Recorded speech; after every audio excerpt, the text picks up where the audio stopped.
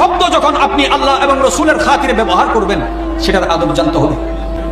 একটা শব্দের আদব, আমার প্যারা নবী কিন্তু দেখছেন, আমার রব্বে করিম কিন্তু দেখছেন, কে তার মাহবুব নবীর ব্যাপারে কথা বলতে আদব করে, কে সম্মান করে, কে মোহাব্বত করে।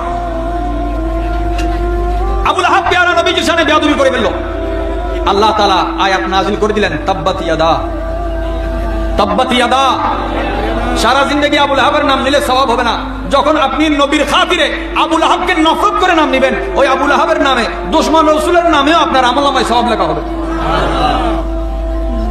তাকে দুশমন হিসেবে চিহ্নিত করে একটা সূরাতে বেয়াদবি করলো সে, আল্লাহ তাআলা তাকেও জবাব দিলেন, তার বউকেও জবাব দিলেন, তার বউ জমিলাকেও জবাব দিলেন।